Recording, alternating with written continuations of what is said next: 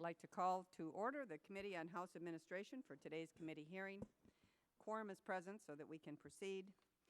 The meeting record will remain open for 5 legislative days so that members might submit any materials that they wish to be included in the record. And today we're just going to consider one item in the markup before we go into our hearing, a committee resolution regarding the House academic competition.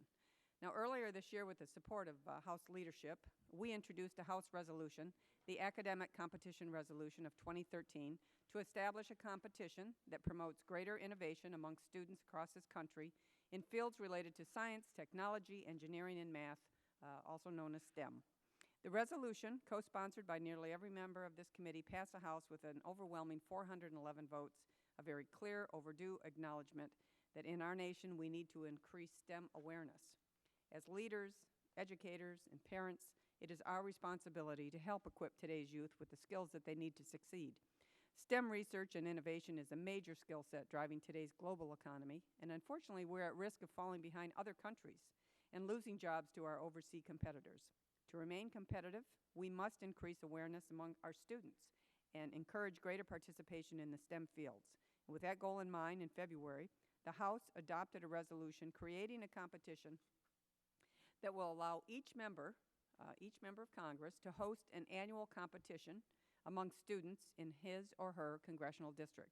And today, as required by that resolution, excuse me, we are considering for adoption the regulations that will govern the competition, including rules pertaining to contestants, judges, and the use of resources. Under the proposed regulations, House administration will appoint members to serve as chairs and co-chairs for the purpose of setting specific rules and criteria for each annual competition. Those proposed regulations also permit for the competition's evolution over time so that it continues to challenge students in a specialized STEM areas relevant to ever-changing technology demands. It is our expectation that the House will plan its inaugural competition to coincide with this school year so that schools and educators can encourage and assist with their students' participation. Again, it's our responsibility to help to make sure that our students in this country can compete in the STEM fields. Their future and this nation's economic success depend on it, which is why I'm very honored to join my colleagues in advancing this important House initiative. And I now like to recognize the ranking member, our colleague, Mr. Brady from Pennsylvania, for the purpose of his opening statement.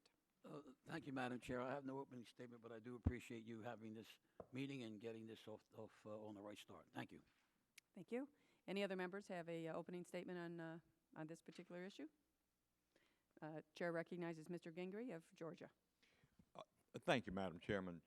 I want to thank you for calling the markup today on the regulations for the recently established House STEM competition, HRES 77. Passed with overwhelming support in February of this year, establishing an academic competition in the fields of science, technology, engineering, and math, STEM, for students in our congressional districts. And I was proud to join every member of this committee in supporting the resolution. I'm proud to rejoin them today to adopt the regulations governing that competition. In its inaugural year, the competition will allow participating students to develop an app using a technology platform of their choice, really, a tablet, computer, mobile device. This competition creates a valuable chance to engage these students and educators. I'm sure they would have a mentor at their local school and highlight the importance, once again, that we talk about so much up here. I don't think we can talk about it too much, of STEM education by providing an incentive for students in a fun and innovative way. After practicing medicine for nearly 30 years, I am fully aware of just how valuable a strong foundation in math and science can be for the future engineers, computer scientists, and doctors of our nation. As educators and legislators, we must not neglect our duties to equip these young people, our children, these students, with the tools and the knowledge to build a successful career. All of the time we're reading articles about people getting out of great schools with a graduate degree, and there was somebody on one of the cable news shows the other day selling donuts on the streets of New York, saying, "Hire me. I've got." Maybe some of y'all saw that clip, but it's real important that our students know that the job market of the future, and I think for a long time, is in the science space and technology and engineering and developing apps and software. So I see this as competition as a valuable opportunity to get involved and generate that interest at an early age in STEM education, because you have to do it at an early age. I look forward to the successful implementation of the competition, and I hope it will encourage students to express that creativity and interest in STEM for years to come. So, Madam Chairman, thank you. I think this is a really good idea, kind of like the arts competition program that we have. Thank you, and I yield back. Thank you. Any other member have a comment? I appreciate, Dr. Gingrey, your comments about the STEM. I do think it is, first, it's sort of modeled after the artistic discovery from that perspective, which has been an incredible success. There's over 300 members of Congress now participating in that. And particularly now when we look at STEM and that, I think the first thing is they're going to be challenging the kids to do an app. I didn't even know what an app was until a couple of years ago. Now I have an app for that, right? And these kids are so unbelievably innovative that who knows what they're going to come up with. So those kinds of things, these kinds of things, I think can really lead to mentoring for them from the industry and other kinds of things, and really help bring our kids along in all of these applications, the apps. But at any rate, I now call up and lay before the Committee Resolution 113-6 to adopt regulations concerning the House academic competition. And without objection, the first reading of the resolution is dispensed with, and the resolution is considered read and open for any amendment at any point. Is there any debate on the resolution? Are there any members who want to offer an amendment to the resolution? If not, I move the committee adopt the resolution, and the question is on the motion. All those in favor will signify by saying aye. Aye. Opposed will say nay. In the opinion of the chair, the ayes have it. The ayes have it. The motion is agreed to. And without objection, the motion to reconsider is laid upon the table. And I would ask the committee for unanimous consent that the staff be authorized to make technical and conforming changes to the measure the committee just considered. Without objection, so ordered. And that concludes today's markup. And the markup portion of this meeting is adjourned. And we will now move on to our hearing. And I would ask our two witnesses to come forward.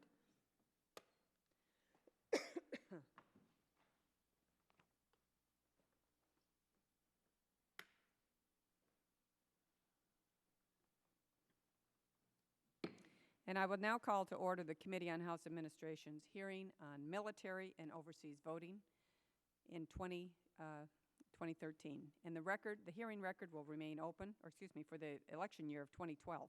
The hearing record will remain open for 5 legislative days so that members may submit any materials that they wish to be included therein. And again, a quorum is present, so we can proceed. First of all, I want to thank all my fellow committee members for being here today to discuss military and overseas voting. Every one of the brave men and women who serve our nation in uniform across the globe has volunteered for the job. It's a total volunteer military. And they volunteer because they believe in our democracy, they believe in freedom, and they're willing to sacrifice so greatly to ensure that freedom and liberty are always protected. And yesterday, as we all know, actually marked the 150th anniversary of the Gettysburg Address. And in closing that address, President Abraham Lincoln said, "It is rather for us to be here dedicated to the great task remaining before us, that from those honored dead we take increased devotion to that cause for which they gave the last full measure of devotion, that we here highly resolve that these dead shall not have died in vain, that this nation, under God, shall have a new birth of freedom, and that the government of the people, by the people, for the people, shall not perish from the earth." And I mentioned this because the entire concept, I think this is an interesting thing to note, the entire concept of absentee voting was actually established at that time by the states with cooperation of the federal government to make certain that Union soldiers would be able to cast ballots in the presidential election of 1864. It was the first time our nation used absentee balloting. And I'm sure that it was a challenge for the states, it was a challenge for the federal governments and the military, but it got done. And so certainly we should make no less an effort today for our military. Those who have worn the uniform of our nation in defense of freedom and of liberty have made certain that government of the people, by the people, and for the people has not perished, In fact, it has thrived, and today all in our society, regardless of their race or sex or creed, are able to fully participate in our government due to large measure of their devotion. And as the representatives here of the American people, and particularly those of us who serve on this committee, we have a solemn duty to ensure that our troops, those who protect our freedom, have the ability to vote and to participate in the democratic process for which they are so willing to risk their life. And it's also the solemn responsibility of our witnesses here today, and one that I know they take very, very seriously as well. And so to our witnesses, I certainly want to express our gratitude to both of you for your service and dedication to fair and open and free and accurate and inclusive electoral processes. And as a former Michigan Secretary of State, I'm very aware of the challenges each state election officer faces when trying to improve voting access for their military constituencies who are serving overseas. Myself and Mr. Rikita, as well as a former secretary, very familiar with the challenges of processing absentee requests and transmitting ballots overseas, and unfortunately discarding overseas ballots that arrived after the state deadlines as well, which happens far too often. However, it's been a decade since I've been the Secretary of State, and we have seen some fantastic advancements in technology, as well as at the state and federal level with their procedures. For the second consecutive presidential election, we've seen reports that show that military personnel are registering to vote at rates 15 to 17 percentage points higher than the overall civilian population. Similar reports also indicate that the percentage of military personnel who voted slightly increased from 2008 to 2012. These figures, I think, tell us two things. One, that our military personnel want to vote, and two, that we are slowly improving their ability to vote. And with the combined efforts of the Federal Voting Assistance Program administered by the Department of Defense, various state initiatives, and federal legislation as well aimed at supporting both, we have really seen greater participation amongst military voters. The Military and Overseas Voter Empowerment Act, known as the MOVE Act, was the first major piece of legislation aimed at facilitating overseas voting since 1986. And it was designed to advance DoD and state initiatives in three ways. First, it required that all military overseas ballots be sent at least 45 days before an election. And this was intended to address ballots being discarded because they were arriving, as we said, after the state deadlines. Second, it required the Department of Defense to install voting assistance offices at every military installation to assist service members with their registration and absentee requests. And finally, it provided grants for states to improve or to adopt programs that electronically transmitted ballots to our soldiers overseas.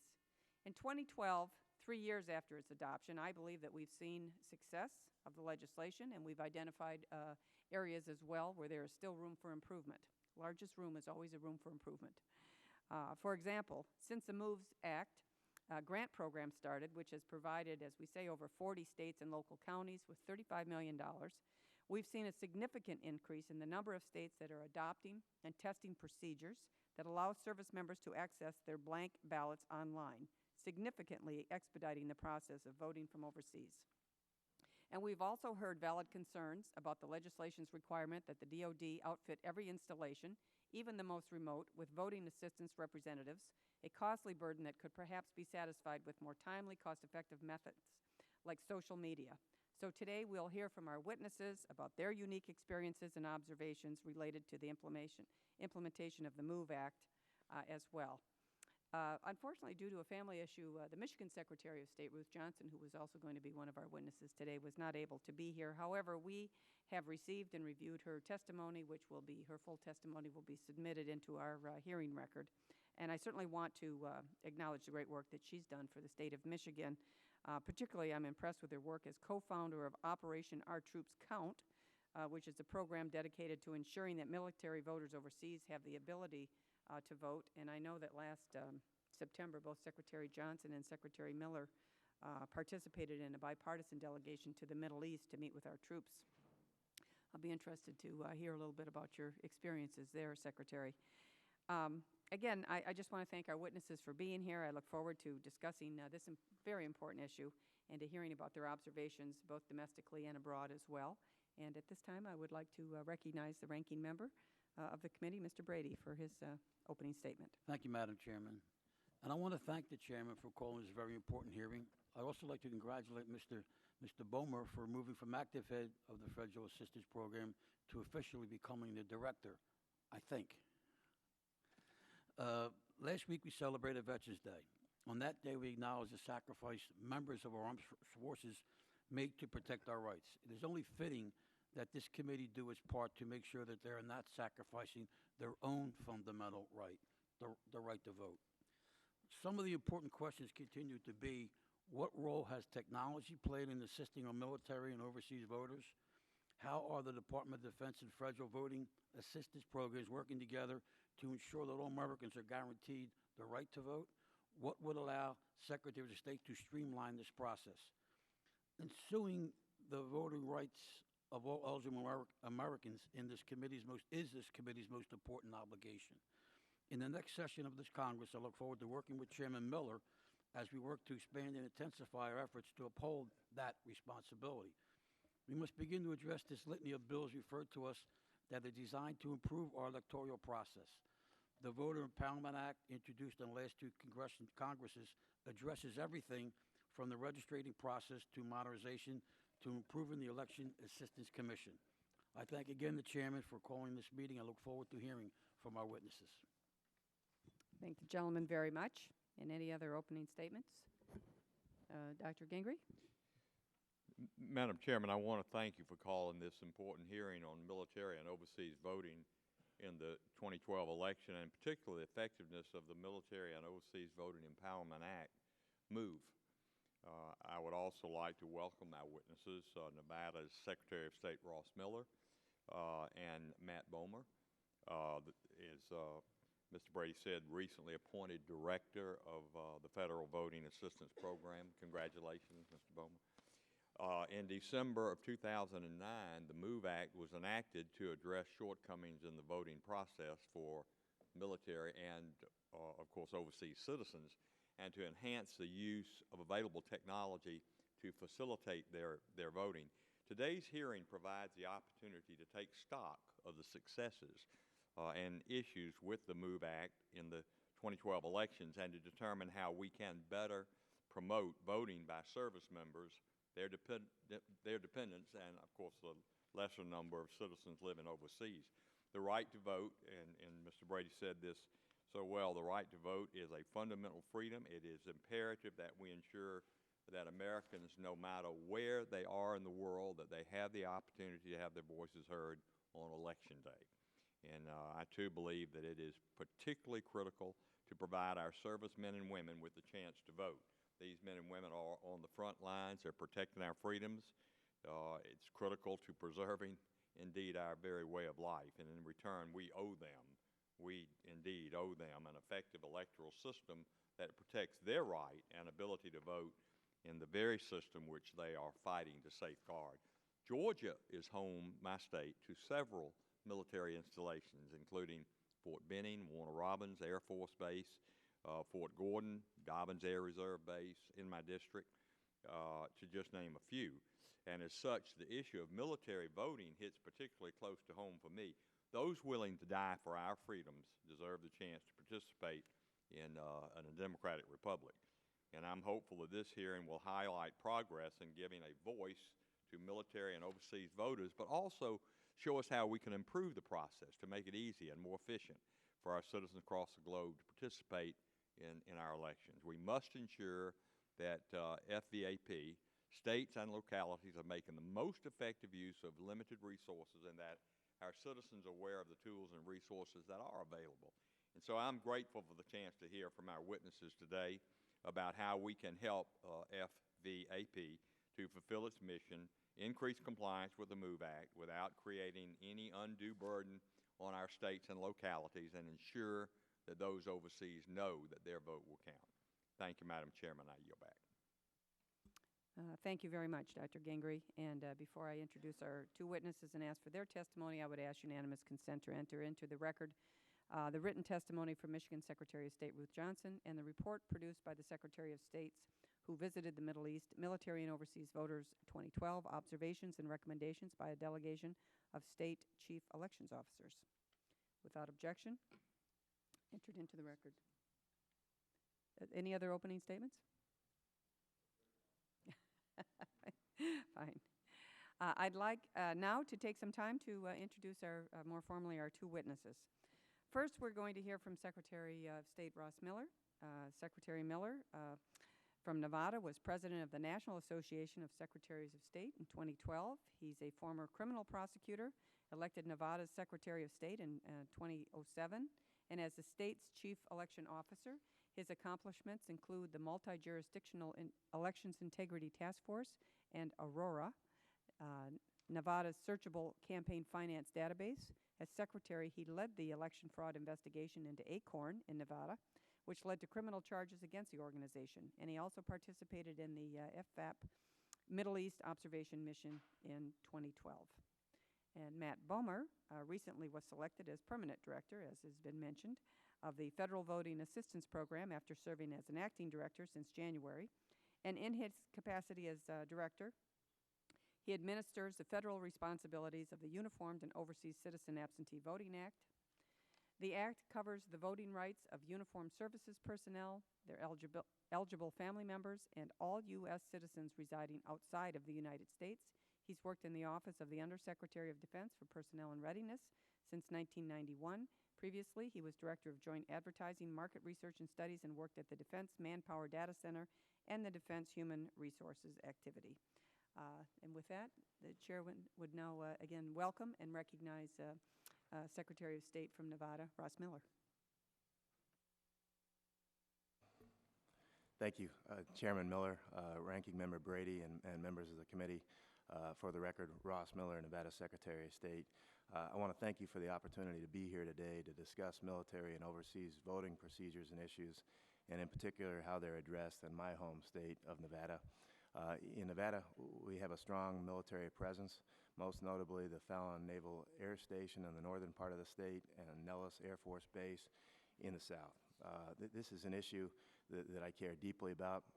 Since I've been Secretary of State when I was elected in 2007, I have made it a significant priority to try to enhance the system so that we can ensure that the military ballots are transmitted in a timely manner. And I think we've made significant progress.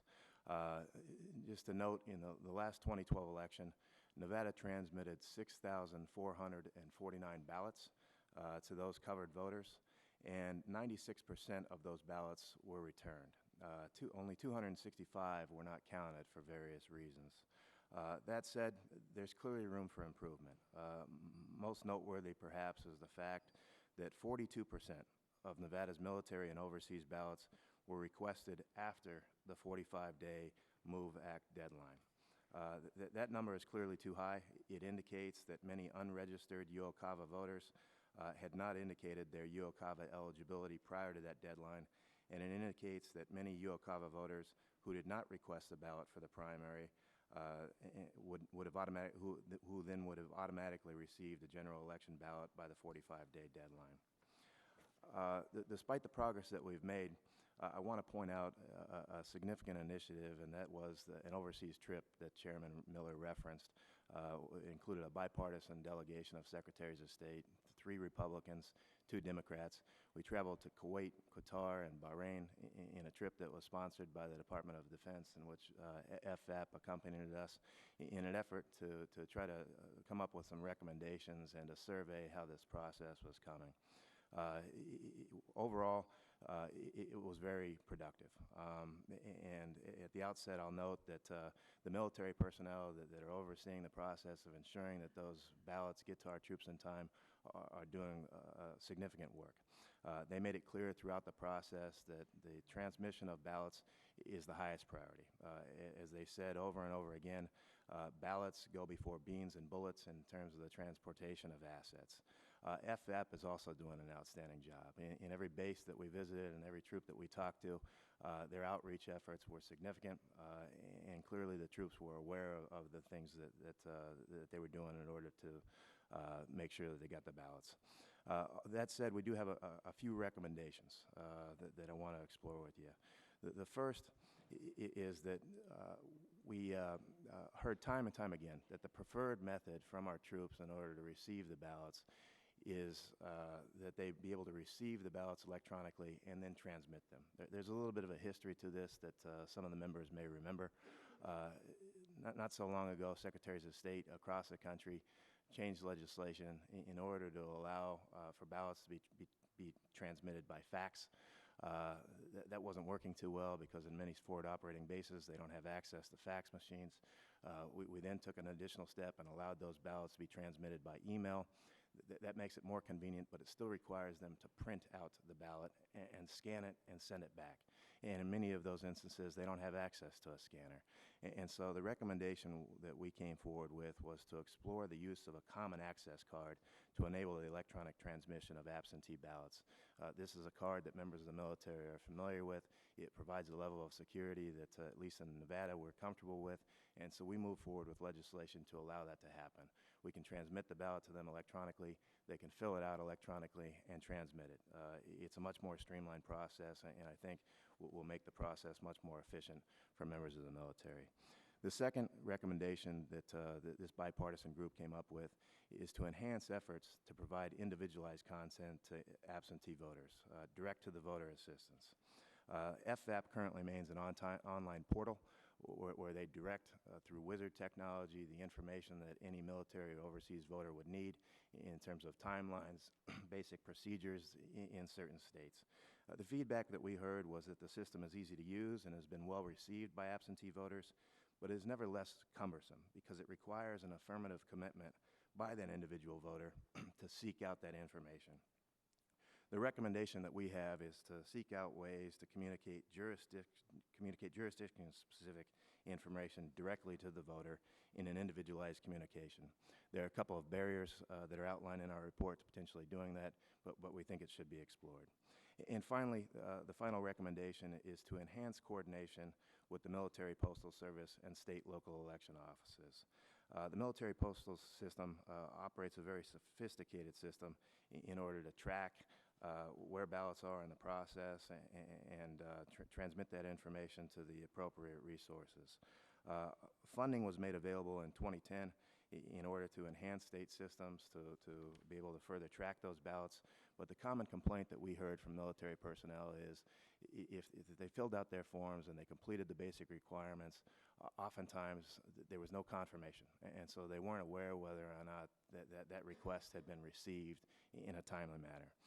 We think that by moving towards further communication with the military system and state and local election officials, that could clearly be enhanced. And then additionally, the administration of absentee ballots could be further enhanced by better integrating the military postal systems and those of state and local election offices. The automated military postal system, often referred to as AMPS, logs valuable data. And if that information were shared with state and local election offices, it would clearly help the efficiencies in maintaining the election. That said, we obviously have provided a copy of the full report to the committee, and we welcome any questions that you may have. Thank you very much. We appreciate that testimony. The chair now recognizes Mr. Bulmer for his testimony. Thank you. Chairman Miller, Ranking Member Brady, and distinguished members of the committee, thank you for the opportunity to discuss the Federal Voting Assistance Program and its mission to ensure that uniformed services personnel, their eligible family members, and our overseas citizens are aware of the right to vote and have the tools and resources they need to do so from anywhere in the world. As Congress and the courts have repeatedly affirmed, voting is a citizen's most fundamental right. Recognizing military and overseas voters face unique challenges participating in U.S. elections, Congress created a set of protections to make voting in federal elections easier and more accessible, which are codified in the Uniformed and Overseas Citizens Absentee Voting Act. This year, we put forward recommendations to further strengthen these safeguards for military and overseas voters. In fulfilling our responsibilities under the law, the Federal Voting Assistance Program is committed to two voting assistance tenets: promoting the awareness of the right to vote and eliminating barriers for those who choose to exercise that right. At FVAP, we provide assistance every day. Voters seeking assistance find a myriad of resources available, including an expertly staffed call center, well-trained voting assistance officers, and a robust website at fvap.gov, where voters can find intuitive online tools and help them complete their voter registration, ballot application forms, as well as the backup ballot. We also work with state and local election officials, such as Secretary Miller, ensuring they're aware of the law's requirements and helping them serve our military and overseas citizen voters. In 2012, FAB made great strides to improve processes, programs, and our tools. As detailed in our post-election report to Congress, FAB launched several new voting initiatives and executed an aggressive communication and media engagement plan to promote the awareness of our resources available to our military and overseas citizens voters. Our post-election survey data revealed that when service members use one of the department's resources, they are more likely to return their ballot. However, data also show us that we need to do more to raise awareness of these voting resources provided by FAB. It is my personal goal as the new director of FAB to ensure that we accomplish this. I have spent my career in the Department of Defense working to strengthen the all-volunteer force, and I am honored now to work to enhance the voting ability for those who defend that very freedom. For the 2014 election cycle, we are expanding several key outreach efforts and launching some new initiatives to raise awareness of our voting resources. Specifically, FAB is developing new public service announcements aimed at our overseas citizens and military spouses. We are providing customized digital toolkits to our voting assistance officers, election officials, advocacy organizations, and overseas companies with large number of U.S. citizen employees. We're also targeting our younger population with an integrated communications plan leveraging social media and mobile devices. Military members are consistently to register to vote at a rate equal to or greater than that of the general population. But registration isn't the end of the story. As you know, service members are an especially mobile population, and keeping up-to-date contact information on file at the appropriate election office is an ongoing challenge. To overcome this obstacle, FAB is working on 2 new initiatives to automate address updates and inform service members proactively to notify their election official of any new address. I look forward to keeping you up to date on the progress of these efforts throughout 2014. The pace at FAB hasn't slowed since the 2012 election, and we continue to make ongoing improvements to our core services. This year, we optimized our prescribed absentee voting forms to improve clarity and usability. We updated the voting assistance guide and our interactive training modules for use by military and Department of State voting assistance officers, as well as our state and local election officials. Also in 2013, FAB provided an additional round of research grants to 11 states and localities. These grants funded 2 research areas. The first, the effect of online blank ballot delivery, and the second explores the establishments and efficiencies providing a single statewide point of contact for our military and overseas voters. Madam Chairman, members of the committee, thank you for the opportunity to speak with you today about our efforts in the 2012 election cycle, as well as the upcoming 2014 election. Voting is an individual's choice and personal responsibility, and FAB is committed to providing the best voting assistance possible for those who want to vote, whether they are studying abroad, fighting downrange, or serving on U.S. soil. Thank you, and I look forward to our discussion and answering your questions. Thank you both so very, very much. I appreciate your testimony. Secretary, I was trying to take a couple notes when you were talking, particularly when you mentioned you had 6,429 ballots sent overseas, 96% returned, only 265 not counted. First of all, hats off. That is a fantastic number. And it's a lot of states would love to have those kind of percentages. So that's really, it's a tribute to you and your staff and all of your election officials through Nevada that you have that kind of percentage. And then I was also taking a couple of notes as you were talking about some specific recommendations, which is, as I told the both of you before we started the hearing, really, that is really one of the impetuses for this hearing and something that I want to, and I know all the members of this committee share a commitment to not just hearing about best practices and various things that have happened, but what else can we do, particularly as a committee, to assist in every way. So I'm always looking and taking notes when you've got some specific ideas.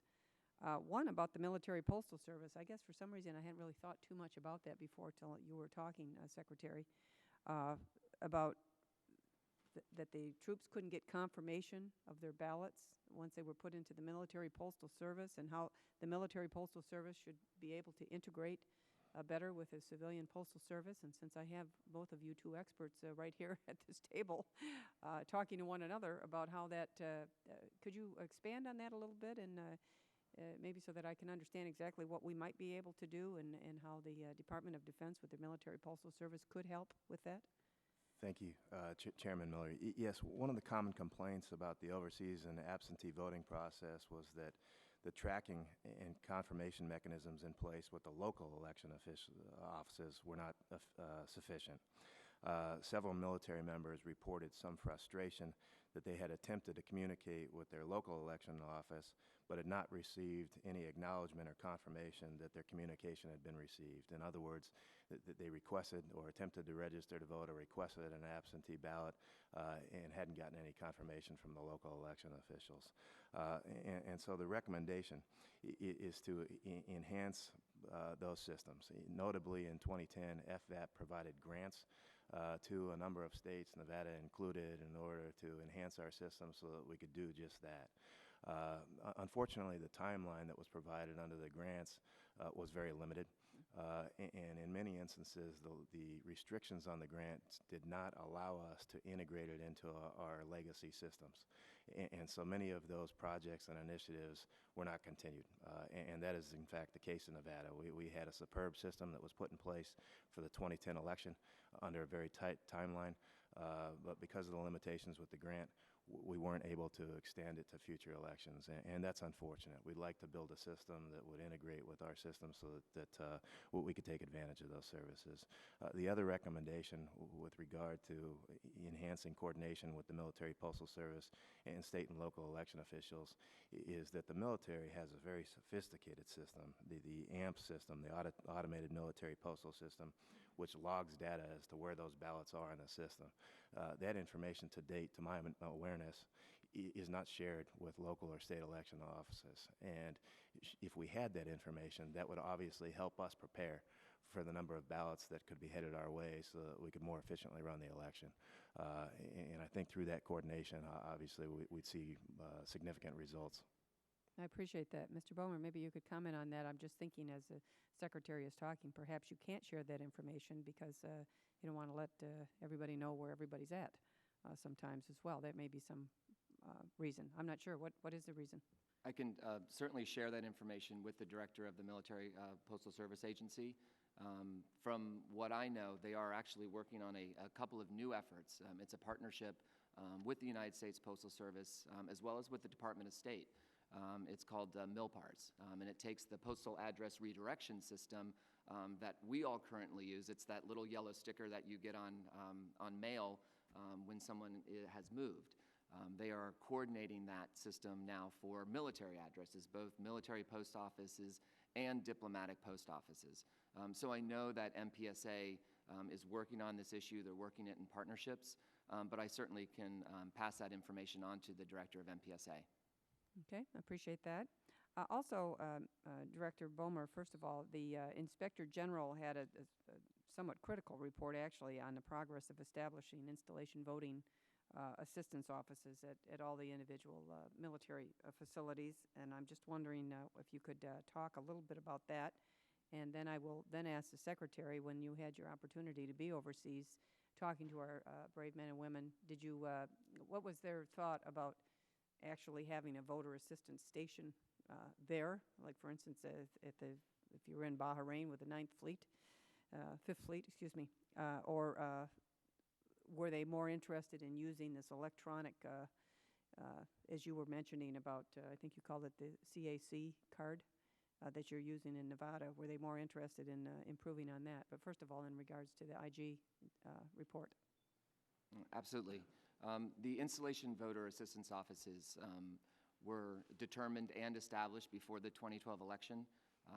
I think the issue that the IG faced is they used outdated contact information on our website to try to reach out to the installation voter assistance offices. When we were made aware of the outdated contact information, we quickly corrected that and then worked with the installation voter assistance offices on a weekly basis to make sure that contact information stayed up to date. As you are aware, in military environments, personnel change. There's deployments and transfers and new assignments. So keeping up-to-date contact information can be a challenge with military personnel. But we took that seriously. We addressed the problem quickly. And we're happy to see that in the IG's most recent report, They actually concurred with the services IG findings that all of the services voting assistance activities, including the installation voter assistance offices, were compliant. If I could take a moment, too, I think it's important to realize that these installation voter assistance offices are just one of the many resources that our military members have at their disposal for information. So if I'm a type of person that wants to receive information in person, I have that as a resource, but I also have my unit voting assistance officer, who really is in the front lines of voting assistance. If I'm an 18-year-old military member and very comfortable going online for my voting assistance, I can use all the tools and resources that we have at fvap.gov. I mentioned our call center. We were able to send our service members more than 18 million emails over the course of the election cycle, reminding them of key dates. So the installation voting assistance offices are just one of the many resources that our service members have available to them. Particularly, as you say, when they're so mobile. You also mentioned about PSAs, and I thought, well, how are you getting a PSA to somebody that's up in the mountains of Afghanistan, unless you have... We actually use Armed Forces Network to do that for us. We had great success using that station, particularly during the Super Bowl season, which we know that is of particular interest to military members. So those public service announcements have been very beneficial to us. Very good, good. Secretary, again, what was your experience as you've actually talked eyeball to eyeball with the customers, if you will, the users of these systems, and what was their thought about having something there physically or being able to use electronically to a greater degree? Thank you, Chairman Miller. The issue of installation voting assistance office outreach was a significant issue for this delegation because it had been the subject of recent scrutiny. And during our interaction with military personnel, there was a general lack of awareness of the presence of specific voter assistance offices at any given installation. But notably, there was also specific feedback given to us that that wasn't the most effective use of resources. You got to remember that many of the military men and women that are serving over there are 18 to 24 years old. That they're more accustomed to using technology. It's also the demographic that's least likely to become politically engaged. The feedback that we heard was that these voting installation offices weren't convenient for them, and it's not the means that they wanted to be outreached to. And so, again, their preference was to be able to register to vote online to the extent possible, and for those ballots to be able to be transmitted to them electronically, along with being able to transmit it back to the local election offices electronically. And so in our report, we suggested that if that program is to be continued, that there be some examination as to the efficacy of maintaining brick and mortar installation offices at any facility. I appreciate that. The chair recognizes the ranking member. Thank you, Madam Chairman. I guess it must be tough because general elections are always the same date. Primary state by state are different, and their law and the rules are different. And, you know, we have our men and women over there, you know, in harm's way, and I'm sure that they have a lot, and their commanders have a lot more in their mind than who they're voting for or not voting for. But it still is their right. I mean, they're fighting for our rights, and I want to make sure and hope to make sure. I know that you have been, as reading over your statements and what both of you are doing, to make sure that we ensure that right. How do we help you? How do we need to do something state by state because every state is different? Do we need to do something uniformly to be able to make that easier? And we talked about electronic, maybe the internet voting. I know there's a so-called pilot program that, I mean, it isn't like they're living or they're not in town that day or they're not feeling well or they're 60 years or older. I mean, we know where they're at and we know what they're doing. And I just think that maybe there should be some kind of, I don't like to use the word exception, but there should be some type of something that we could do, you know, to make sure that they have that right and it's available for them. The way they choose to use it or not, you know, that's another issue completely, but not under our control, nor your control. You're right at the front lines with this here statewide and national. You know, anything we could do to make sure that we can give them every ability, if it needs to be internet ability. I mean, like you mentioned, they're all younger. They're not my age that I have to learn a little bit and get my 7-year-old grandson get me out when I'm stuck with the. I got a good story to tell you, but that's for another day. But when I'm stuck on the computer, but is there something we could do to make it more available, more easier, and make it, because you hear the horror stories, you know, about that. I mean, either one of you. or both. Thank you, Ranking Member Brady. One, I would note that you have helped significantly. Obviously, the passage of the MOVE Act was the biggest barrier, addressed the biggest barrier that military and overseas voters faced, which was the timely delivery of the ballots. The delegation that I went on in the Middle East was the second such delegation of Secretaries of State. There was one in 2008, and that was their primary recommendation, was that the troops reported that even though they had requested ballots in a timely manner, they weren't transmitted in a timely manner in order for them to get the ballots back to them. And so we have made significant enhancements. The recommendations that we've provided in the report, I personally believe would be of great value and should be further explored. In 2008, the troops indicated, as they did during this delegation's tour, that their preferred method of voting is through electronic transmission of ballot delivery. We've made specific recommendations as to how that could happen. The other significant recommendation, I think, that's going to make it easier for members of the military and overseas voters to vote is, again, trying to look at ways where we could provide more individualized content to absentee voters about the rules and process that they need to follow in order to get their ballots in a timely manner. Again, I think the FVAP portal is outstanding.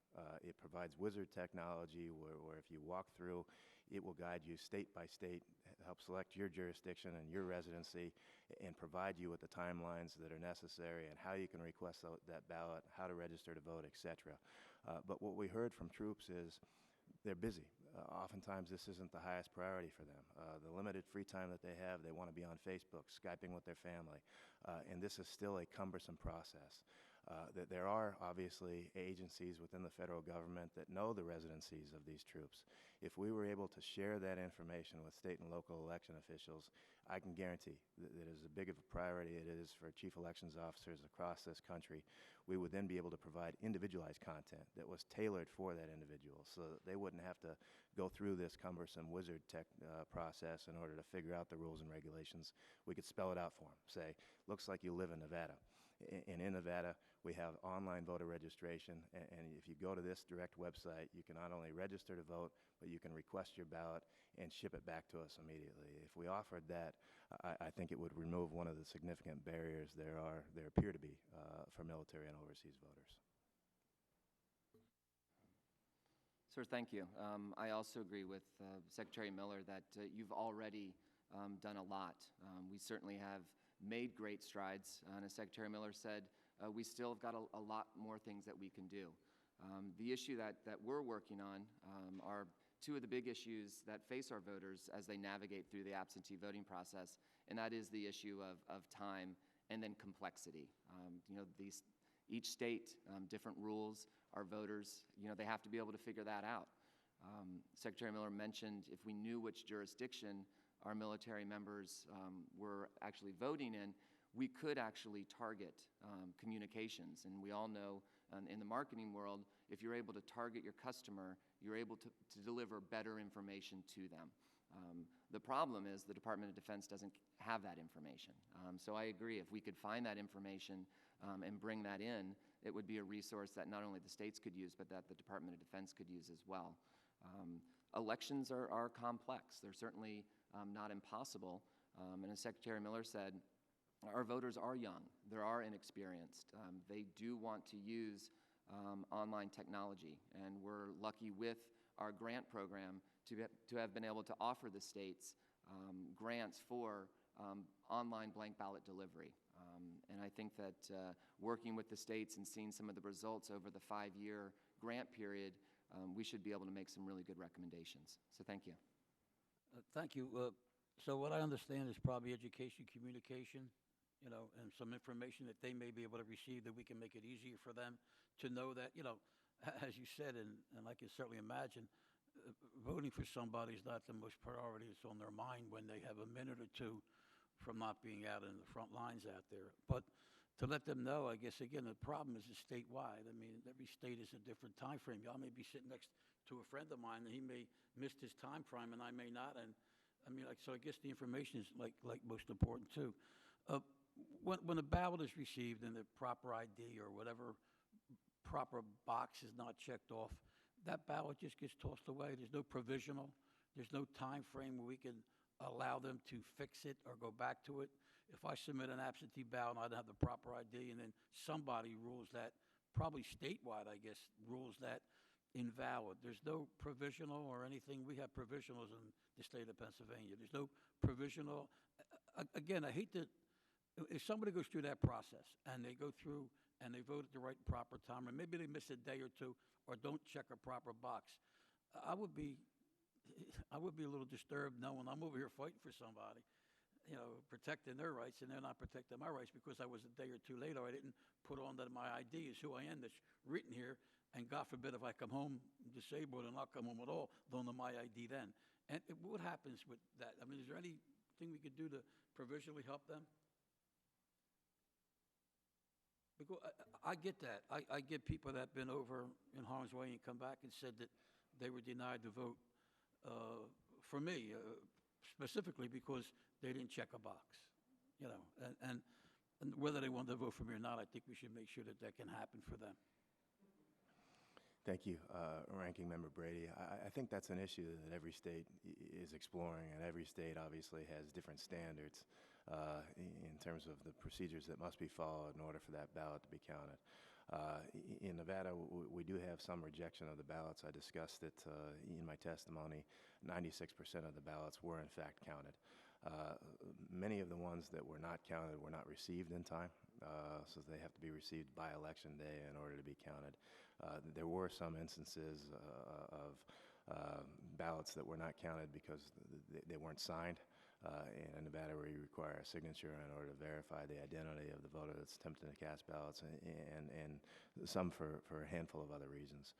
I think the issue could certainly be explored, to your point, about providing additional leeway or flexibility, because members of the military and overseas voters often don't have the time or the resources to be able to come in as a voter in-state would be able to do and correct a ballot that may be cast provisionally. Your absentee ballots in the state of Nevada have to be on Election Day? Yes. What happens if they came the next day or two? I mean, and again, they did it properly. They did it at the right time. They met the deadline when they had to send it out through no fault of their own again. I mean, there's nothing if it comes like Election days are Tuesdays, or it comes on Wednesday, Thursday, there's nothing you could do to be helpful for somebody that's overseas, not somebody that's at another location just to feel like being home that day. Ranking Member Brady, I'll double check the statute, but my recollection is it has to actually be received by Election Day in order. Because in Pennsylvania, our ballots, absentee ballots, come in days later, because they're collected at the polling place and they come in later and they're counted later or whatever. And I'm not saying that Nevada should be different. I'm just saying that anything we could do to enhance it.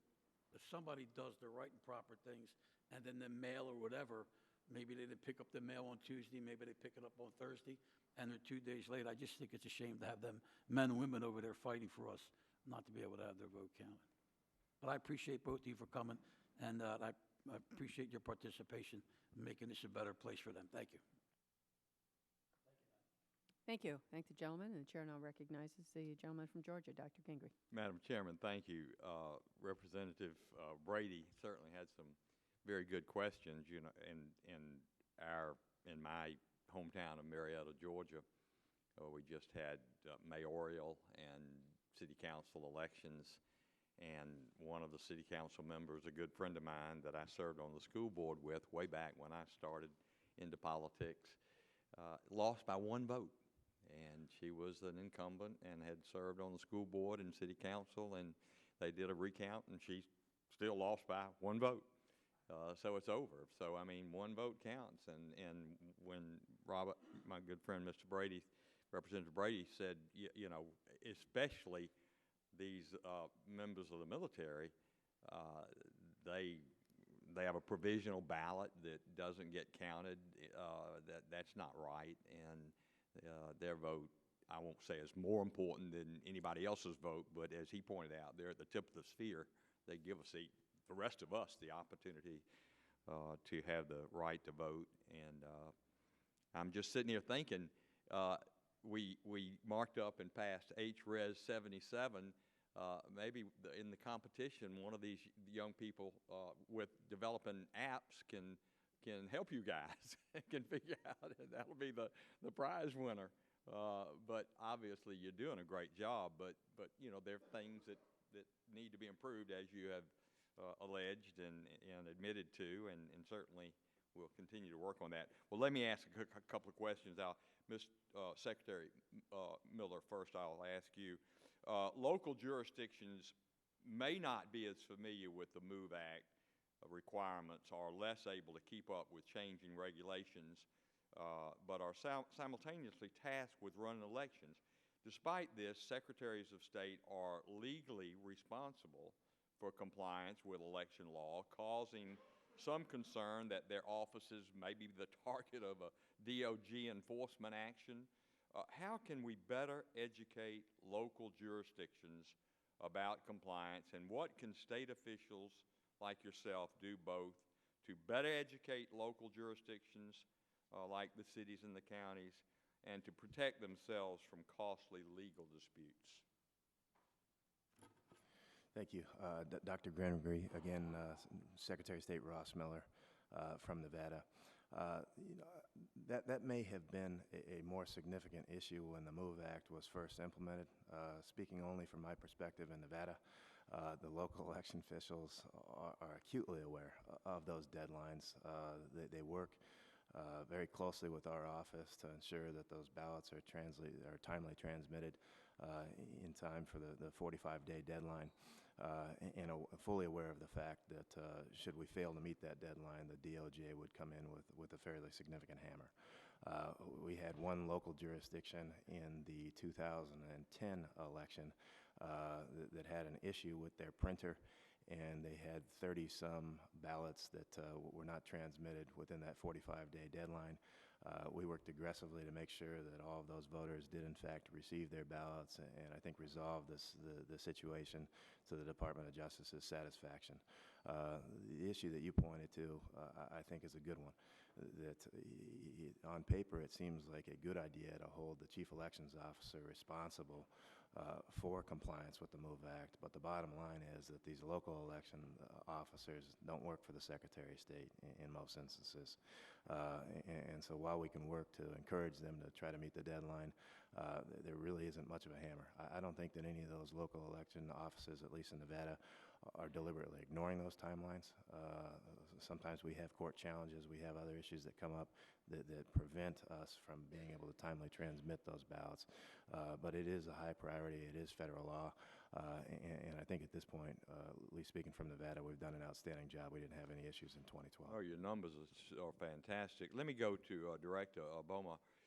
On an April 2013 report by Department of Defense Inspector General, IG, noted that FVAP had data on its activities, but little data on the effects of those activities. The IG recommended that FVAP develop and track metrics of the effectiveness of its programs. What progress has been made on developing these metrics, and when do you expect them to be implemented? Sir, thanks for the question. As you noted, the IG did make a recommendation for us to enhance our current metrics as well as develop new ones to show program effectiveness. As an assistance agency, we want to make sure that we are collecting the appropriate metrics and that FAP is accountable under those metrics for the activities that we're actually responsible for. In order to help us with that, we actually engaged with the Federally Funded Research and Development Center to take a look at what our responsibilities are and what are the appropriate metrics that would help with looking at effectiveness. We're currently right in the middle of that effort now. I'm looking at seeing preliminary results from their work in the beginning of 2014, and we're hoping that we can have something to share with the Hill and your staff late spring. Madam Chairman, you've been very generous with the gavel. Can I go back to Secretary Miller for one last one? Thank you.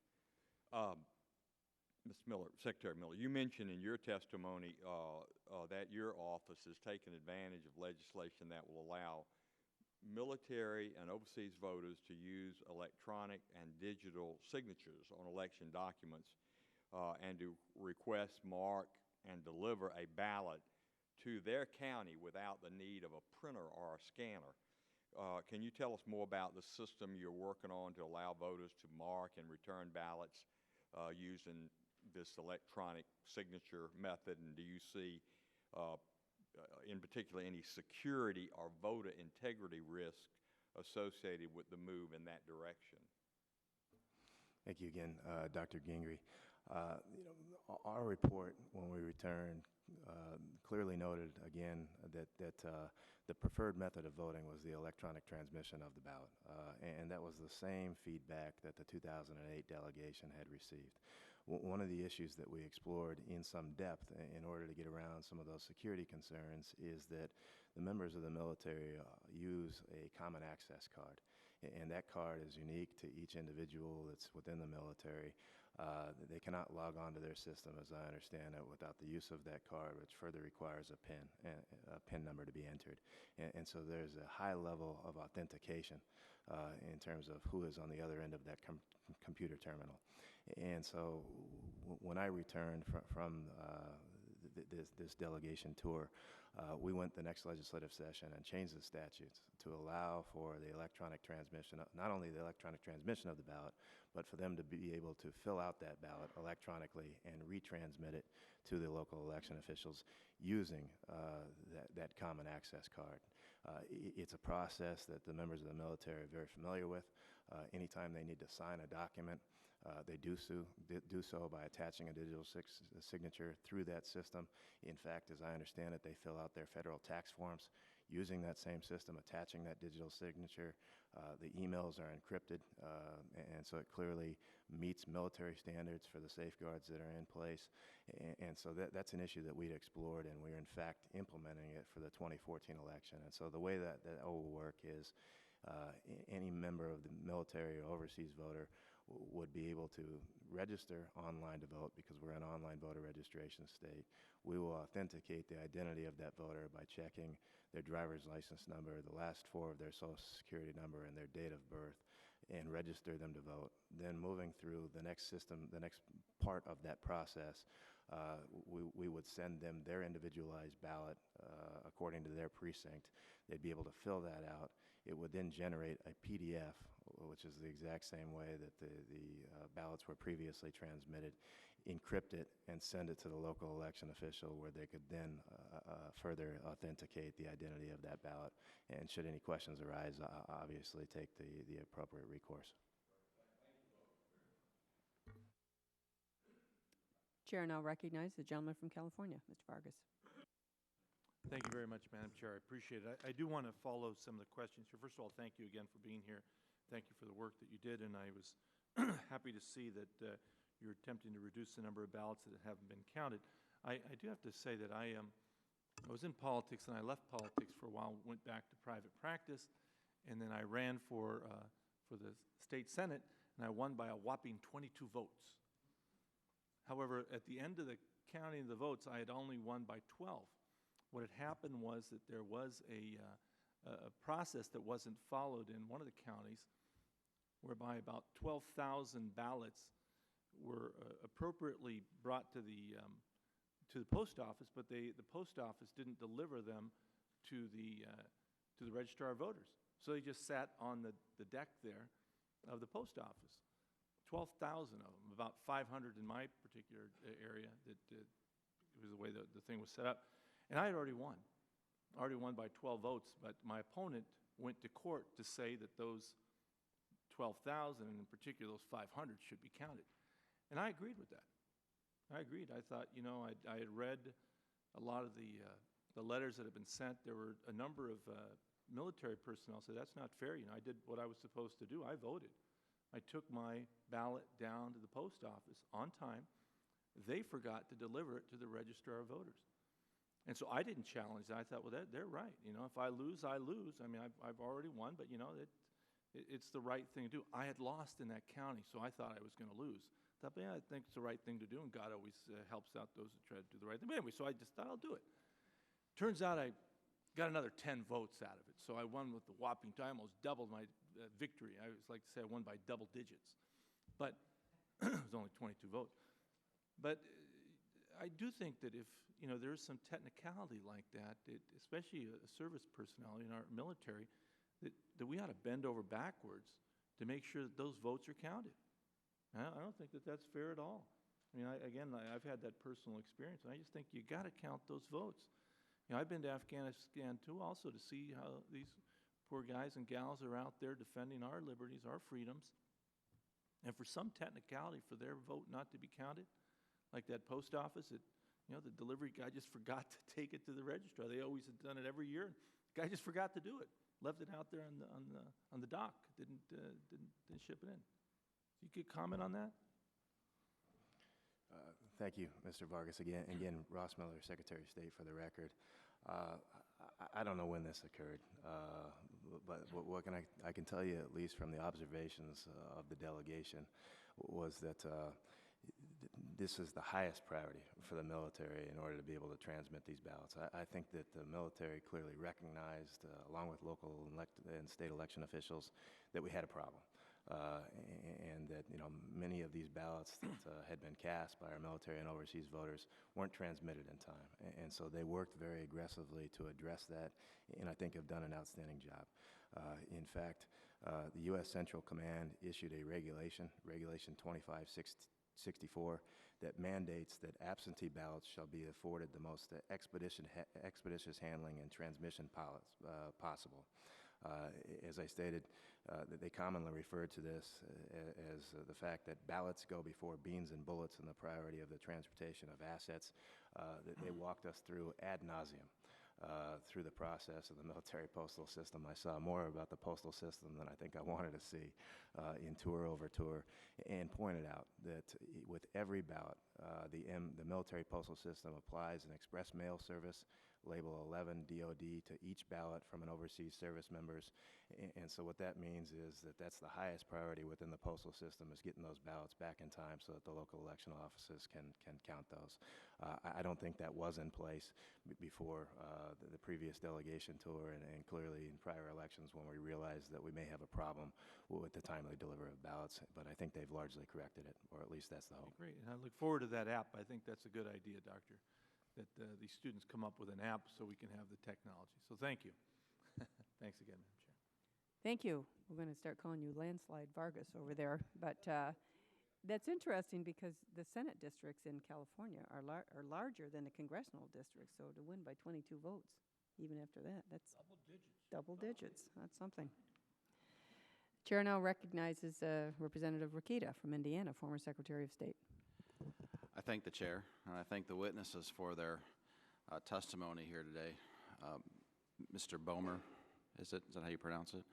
I appreciate your leadership over at what we lovingly call FVAP, and thank you for you and your whole team's continued work. I haven't had a chance to meet or work with staff members and leaders of any agency here yet in Congress that I think met the level of professionalism and sophistication and care for what their job was than I did when I got to work as former Secretary of State with FVAP. So thank you. Secretary Miller, thank you for being here as well. It's good to see you. You remind me of older and simpler times, but definitely good times.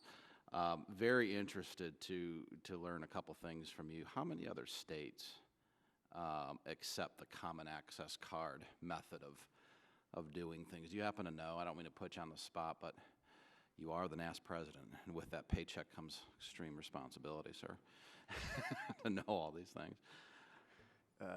Thank you, Congressman Marquita, for indeed putting me on the spot as the former NAS president. Yeah. It's a pleasure to have a question from my former mentor, assigned mentor at the National Secretary of State's Association. I can't give you the specific figures as to how many states employ the use of a common access card. I don't think many do. But there are a couple of states that at least allow for the electronic transmission of the ballots back to the election offices. Notably, Montana has a system in place that's similar to Nevada's. That's where we copied our legislation from, along with Washington. My understanding is that both of those states have seen enormous success. They've seen higher participation rates among the members of the military as a result of that.